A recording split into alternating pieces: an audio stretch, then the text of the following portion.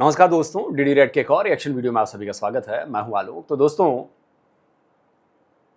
पाकिस्तानियों के साथ पता है सबसे बड़ी दिक्कत क्या है? पाकिस्तानियों को लगता है कि सबसे ज्यादा शाणे वही हैं, लेकिन उन्हें यह नहीं पता कि पाकिस्तानी सबसे ज्यादा बेवकूफ हैं।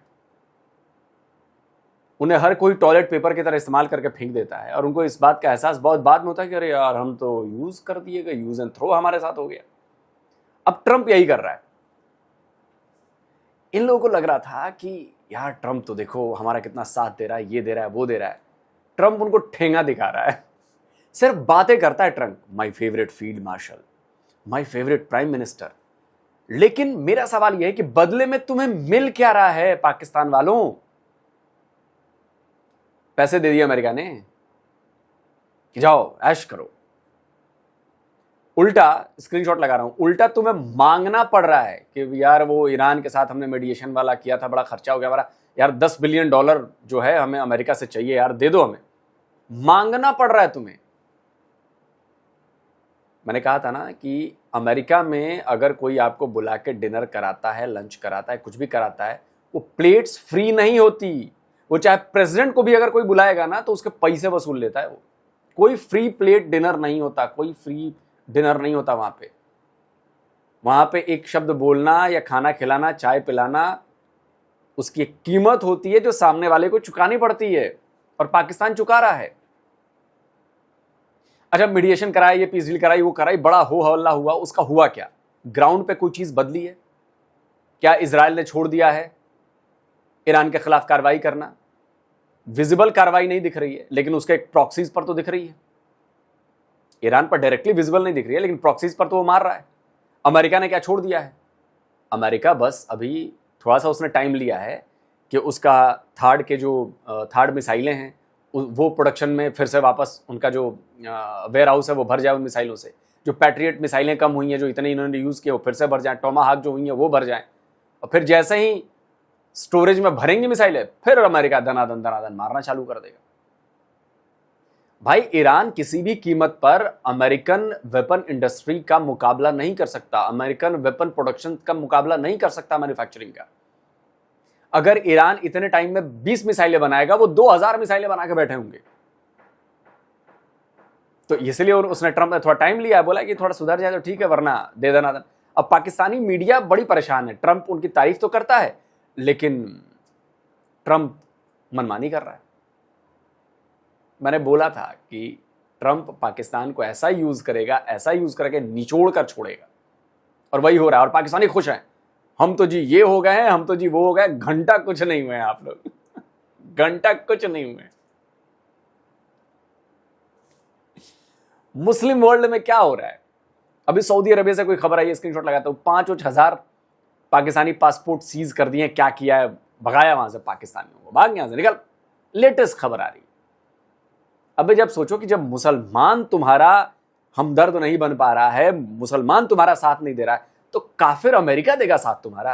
काफिर अमेरिका तुम्हें इस्तेमाल कर रहा है, तुम्हें निचोड़ेगा, यूज करेगा, और फिर कहेगा थू जा।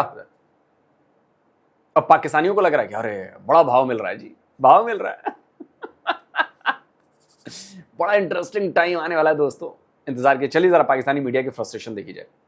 ईरान और अमेरिका के दरमियान कशीदगी कम होने के बजाय मजीद पेचीदा होती जा रही है। आबना हरमुज़ अब सिर्फ एक समुद्री रास्ता नहीं है, बल्कि आलमी मईशत की नब्ज बन चुकी है। उधर लेबनान पर इजरायली हमलों ने खित्ते में एक नई जंग के खदशात को भी जन्म दिया है। अरब लीग भी सूरत हाल पर तशवीश का इजहार कर रही है। तो सवाल यह है कि अगर कशीदगी मजीद बढ़ी तो सबसे ज़्यादा नुकसान किसका होगा? जफर साहब, सीज फायर आज ख़त्म हो रहा है। अकॉर्डिंग टू इस्लामाबाद MOU 16 अगस्त तक सीज फायर एक्सटेंडेड था। आप समझते हैं कि तौसी के इम्कानात हैं, कोई फॉर्मल अनाउंसमेंट आ सकती है? नहीं, मेरे ख्याल में अब क्या ज़रूरत है? अब तो इट्स वेरी क्लियर कि ये दोनों जो हैं वो जंग लड़ेंगे। मतलब मेरा ये है कि एक टेंस स्टेलमेट हो गया है। अच्छा। कोई जीत नहीं रहा है। No side has the clear upper hand. मगर अमेरिकन कहता है कि हम अपना ब्लॉकेड चलाएंगे, हम इकोनॉमिक प्रेशर को बढ़ाएंगे। मगर वॉर के पहले 130 जहाज जाते थे थ्रू द हॉर्मुज़ स्ट्रेट्स, आज एक भी नहीं गया है। तो अब आप सोच सकते हैं कि अमेरिका तो प्राइस बढ़ गया है तेल का, मगर it is withstanding the pressure.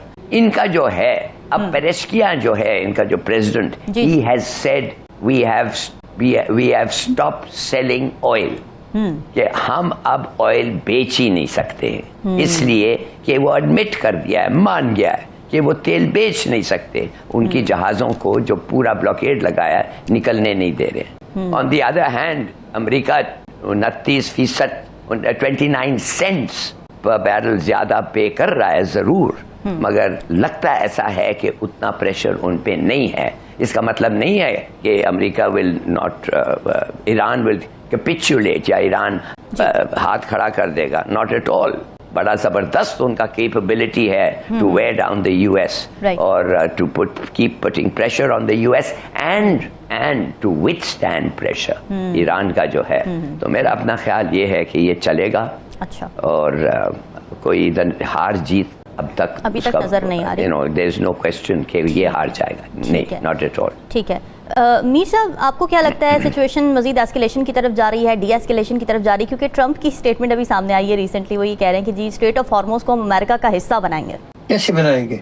किस लॉ के तहत बनाएंगे? किसने उनको अथॉरिटी दी है कि जहां मर्जी चले जाएं, कब्जा कर लें? कल वो भी कह देंगे, किसी और मुल्क को भी कह देंगे। तो क्या ये कोई गुंडागर्दी है?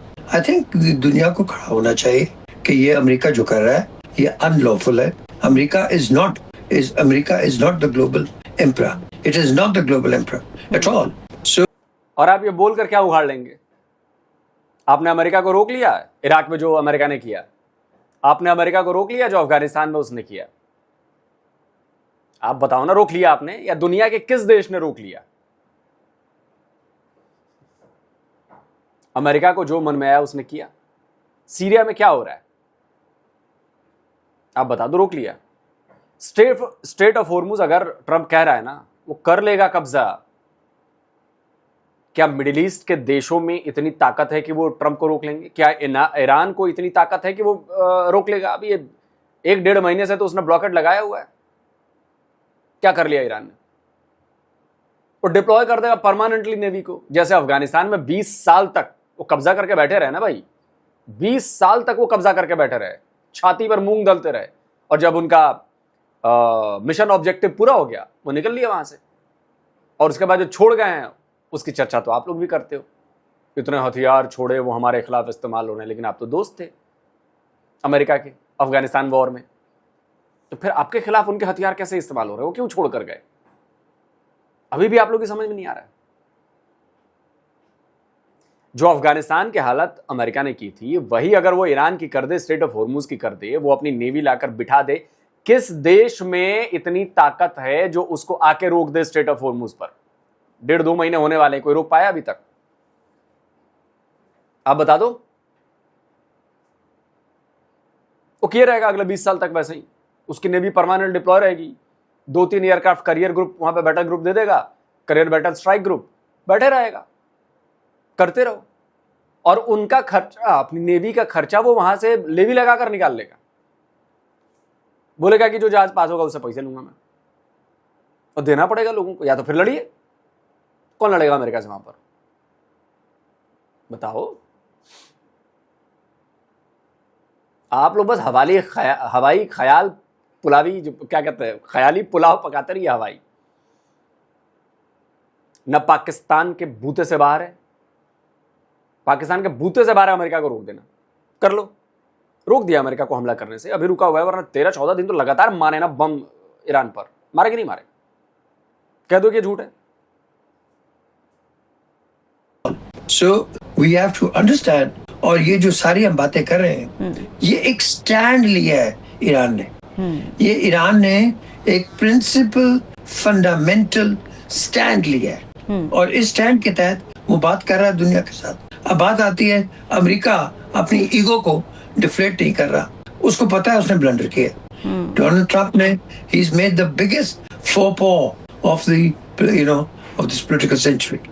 इतनी बड़ी गलती की है इसने कि इसने पूरे दुनिया को दाव पे लगा दिया। अब शामीन, इन दोनों की क्या दुश्मनी क्या है? 47 years ईरान ने तो अग्रेसर नहीं है, ईरान ने तो कभी एग्रेशन की नहीं है, ईरान ने कभी अमेरिका पे अटैक नहीं किया जी। अगर अटैक हुआ है तो वो अमेरिकनों ने। अब बात यहाँ आती है कि क्या इन्हीं बातों के अंदर और इसी राज़-मटाज़ के अंदर हम खेलते रहे? No. Somebody's got to come in. Either this United Nations reactivates. हम इंसानियत की बात करते हैं और ये जो किलिंग्स हो रही हैं इस पे कोई किसी का है नहीं, सब टोपी ड्रामा, सब टोपी। Look who is talking, Pakistanis are talking कि इंसानियत की बात हो रही है, आप इंसानियत की बात कर रहे हो। अरे बेशर्मों, बेगैरतों, सफेद झूठ बोलते हो ऑन मीडिया कैमरे पर आकर, इंसानियत की बात करते हो। पाकिस्तानी ऑक्युपाइड जम्मू कश्मीर में इंसानियत दिखाई है तुम लोगों ने, 100 से ज्यादा कश्मीरियों को मार डाला है तुम लोगों ने। बलूचिस्तान में इंसानियत दिखा रहे हो तुम लोग, न जाने कितने हजारों बलोच युवा बुजुर्ग गायब हैं, लापता हैं। सालों से वो लोग पूछ रहे हैं पाकिस्तान की सरकार से कि भैया मिसिंग पर्सन्स हमारे बता दो। इंसानियत की बात करते हो तुम लोग, गटर के कीड़े हो तुम लोग, इंसानियत की बात करते हो। केपीके में क्या हो रहा है पश्तूनों के साथ, इंसानियत की बात करते हो तुम लोग। सिंध में तुम लोग क्या कर रहे हो, इंसानियत की बात करते हो तुम लोग। अबे शर्म नहीं आती तुम लोगों को सरेआम झूठ बोलते हुए बे? हमारे देश के खिलाफ क्या कर रहे हो तुम लोग, इंसानियत की बातें करते हो। कसाब को तुमने भेजा था, वो जो 150 लोगों को मारा उसने, वो इंसानियत का पैगाम लेकर आया था।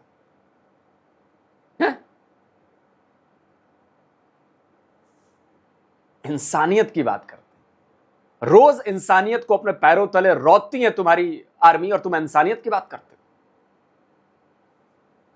सब टोपी ड्रामा और लोग मारे जा रहे हैं। सेटलमेंट, आपको पता है कि कल उन्होंने जो सेटलर्स हैं ये इनको बाहर निकाल रहे हैं, ये फलस्तीनी है। जी जी। अब मुझे बताओ, how long will we continue? ये एक बम बन रहा है, इस बम को ये जब फटेगा फिर दुनिया रो। एक बहुत अच्छे आदमी ने कल रशिया टुडे पे बहुत जबरदस्त बात की कि अगर ये चल गया तो फिर अल्लाह ही हाफिज है आपका, आपको कोई रोकने वाला नहीं। ठीक है, तो चलाएगा कौन, रोकेगा कौन? Remains to be seen. बिल्कुल सही है। अच्छा हिलाली साहब, वेस्टर्न मीडिया पे ये वर्ड अब बड़ा चल रहा है कि एपिक फ्यूरी के बाद अब इकोनॉमिक फ्यूरी का आगाज होने जा रहा है, यानी अमेरिका पाबंदियां लगाने जा रहा है ईरान के ऊपर। इसका ये मतलब भी हम समझ सकते हैं कि अमेरिका को भी पता चल गया कि हथियारों से तो हम कंट्रोल नहीं कर सकते ईरान को, तो चलो फिर इकोनॉमिक हथियार यूज करते हैं। इकोनॉमिक हथियार बिल्कुल यूज कर रहे हैं, मगर सोचे रामीन। अरे मैडम एंकर जी, बुद्धि घास चरने गई है आपकी, या इंटरनेशनल रिलेशंस या वॉर स्ट्रेटेजी आपने कभी पढ़ी है? लड़ाई सिर्फ हथियारों से नहीं लड़ी जाती मैडम, आपको तो ज्यादा बेहतर पता होना चाहिए। भारत क्या कर रहा है आपके खिलाफ? भारत आपके खिलाफ डिप्लोमेटिक लड़ाई लड़ रहा है, भारत आपके खिलाफ इकोनॉमिकल लड़ाई लड़ रहा है, भारत आपके खिलाफ हथियारों वाली लड़ाई भी लड़ रहा है। भेजे में घुसता नहीं है, कजन मैरिज की पैदाइश है आप भी, घुस नहीं रही चीज भेजे में। ये वॉर की प्लानिंग होती है मैडम, हथियारों से हमला करके पहले इनका इंफ्रा तोड़ो, ये करो वो करो, सब कुछ कर दो, उसके बाद next phase economic problem create करो। तो एक तरफ तो फिजिकली आपको डैमेज किया गया, दूसरी तरफ अब इकोनॉमिकली डैमेज किया जाएगा। अभी तीसरा बाकी है, वो जब आएगा तो देखिएगा क्या होगा, तो बताऊंगा नहीं उसके बारे में। तो ये वॉर स्ट्रेटेजी होती है मैडम, ये नहीं होती कि अच्छा हथियार से हमला कर दिया, अब उसमें तो जीत नहीं पाए तो अब इकोनॉमिकल करेंगे। अबे it's a part of that war game, war planning. कैसे कैसे लोग बन जाते हैं यार, बेसिक समझ नहीं है यार, बेसिक। ये गल्फ स्टेट्स आर पैरालाइज्ड। ये हम जब बात करते हैं ईरान का, ईरान जो गल्फ स्टेट्स के साथ किया है, all the gulf states they depend on oil, और अगर वो ऑयल नहीं जा सकता और नहीं जा सकता है तो दे आर पैरालाइज्ड। तो किस पे प्रेशर ज्यादा पड़ रहा है आप बताएं? ईरान पे तो पक्का पड़ रहा है, ठीक है, Iran is a state, it's a country, oil नहीं बिका, ठीक है, they have to go through a lot of difficulties, मगर the gulf state 7, 8, 9 of them वो तो पैरालाइज्ड हो गए हैं ना, और वो अमेरिका के दोस्त हैं। तो अमेरिका क्या कर रहा है? अपने दोस्तों को पैरालाइज कर रहा है ना ईरान के साथ, और ये जल्दी जंग खत्म नहीं होगा। तो वो दोस्त पूछ रहे हैं अमेरिका को, हम तो मर रहे हैं भाई, हम तो सिर्फ और सिर्फ ऑयल से जिंदा रह सकते हैं, और तुम लोगों ने, तुम्हारा कोई समझौता नहीं हो रहा है, वो भी जी रहे हैं, तुम भी जी रहे हैं, एक एक को गाली दे रहे हैं, एक एक पे प्रेशर डाल रहे हैं, मगर हम तो मर रहे हैं। कौन सी गल्फ कंट्री ने कहा है कि हम मर रहे हैं सर? और आप कह रहे हैं कि चलो ईरान का ब्लॉकेड हो गया, ईरान का तेल नहीं बेचा, चलो कोई बात नहीं। अरे कोई बात नहीं, ये सब तो उसी के लिए हो रहा है यार। जरा ये सोचो कि जो अमेरिका का दोस्त है, जो अमेरिका के दोस्त देश हैं गल्फ वाले, जब उनके साथ अगर ये प्रॉब्लम हो रही है तो ईरान तो दुश्मन है, उनके साथ कितनी बड़ी प्रॉब्लम हो रही है। ईरान के लोग भूखे मरने वाले हैं। सऊदी अरब के भूखे नहीं मरेंगे, यूएई वाले भूखे नहीं मरेंगे। हिलाली जी दिमाग सठिया गया आपका, निकल लो अब मत आया करो बोलने, क्योंकि इलॉजिकल बात, खैर पहले भी आप कौन सा लॉजिकल बातें करते थे। कौन से गल्फ नेशन ने कहा कि भैया हम तो भूखे मर रहे हैं भाई, हम तो पैरालाइज्ड हो गए हैं। हाँ प्रॉब्लम है उनके सामने, लेकिन उसका रास्ता निकाल रहे हैं। लेकिन ईरान पैरालाइज्ड हुआ है सर, ईरान को पैरालाइज किया गया है। पहले मिसाइलें बम मार कर उड़ा दिया गया उनको, अब इकोनॉमिक सैंक्शन लगाए जाएंगे, उनका इंफ्रा उड़ाया गया, तेल बिक नहीं रहा है। ईरान क्या करेगा? ईरान क्या पैदा करता है सर, जरा ये बात बताएं। ईरान की सबसे बड़ी इकोनॉमी का जो हिस्सा है ना, वो यही तेल है, और वो पैरालाइज कर दिया है इजराइल और अमेरिका ने। सऊदी अरब तो अभी भी तेल बेच रहा है, यूएई अभी भी तेल बेच रहा है। अभी लेटेस्ट देखा मैंने, ओमान को धमकाया है ट्रंप ने, लगाओ भाई स्क्रीनशॉट। ओमान को धमका दिया ट्रंप ने कि तुम ज्यादा हीरो मत बनो, हम तुम्हारे ऊपर भी हमला कर देंगे। तो सब ठीक है, लेकिन सोचो अब ईरान का क्या होगा। वहां पर भूखमरी आएगी, भूखे मरेंगे ईरान के लोग, और यही है थर्ड फेज,